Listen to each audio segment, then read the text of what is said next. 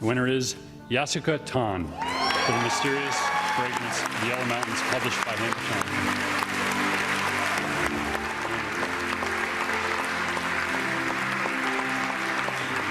For 20 years, the Rogers Writers Trust Fiction Prize has celebrated the best in Canadian fiction. Today, we're joined, as you saw, by this year's winner, Yasuko Thanh, with her debut novel, Mysterious Fragrance of the Yellow Mountains. Congratulations. What a night. Did you sleep at all? Thank you so much. No, not at all. Partying, celebrating? Did a little bit of that. As you should, because I don't know if you know this, you're only the third person in the history of the prize to win with a debut novel. Yeah, it's kind of cool. Knocked it out of the park. You didn't need 108 years like the Cubs. You're like, boom, one and done. So first of all, let's talk about the premise of this story, because it stems from family, from fact. Yeah, well, the story is based loosely on the real-life Hanoi poisoning plot of 1908.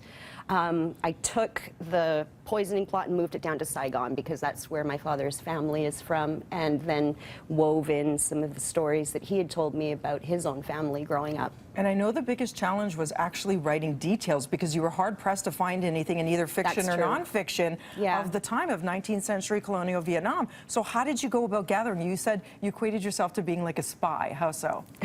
A spy in the sense that you really try and inhabit the characters whose points of view you're trying to write. The story is mainly written from the point of view of a physician who was educated in France. His name is Georges Min. He's recently married, but decides that well, no spoilers. He's recently married. He has a young child, and you know, so it's inhabiting this other person for the duration of the writing of the novel. And tell us about your grandfather. He would disappear for weeks or months at a time? My great-grandfather. So this is one of the stories that I grew up listening to. And then he would just come back, and he would take his place as the head of the family again. And whatever money was there, he would feel free to take. And everyone accepted that as part of what was normal at that time in that culture. So what was the biggest challenge for you in putting together the details, the story, which you need in a novel to live and breathe, to feel like you're immersed in the world and the time? What was the biggest challenge for you in doing that? Finding a way to enter the story from the inside out. I read this great book. It was 1,000 Years of Vietnamese Poetry, an anthology, kind of in order to do that. That was my way in to try and get into that headspace, because I've never been to Vietnam. And, you know, I could only draw on my experience from having traveled in other tropical places. But do you see a film adaptation? Because this is so unique. God, that'd be sweet. Right?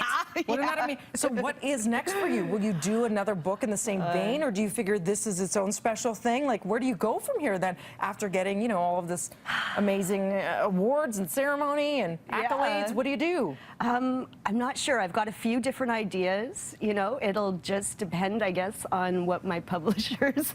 True. There's always that. There's that. But yeah, I'm currently fascinated right now by the story of Julia Pastrana, a sideshow performer. Oh, cool. Who was completely covered in hair, who married her manager and toured around the world. Based on that's somebody you read about, or how'd you come across? I did, yeah. I love reading books about freaks in my spare time. Fascinating people and their stories. Yeah. Yeah. Well, we look forward to whatever it is that you will put, you know, pen to paper next. You're brilliant. Thank you. Thank you so much. For more information, a link to purchase the book, breakfasttelevision.ca, and now you can finally take a nap. Thanks for joining us. Thank you.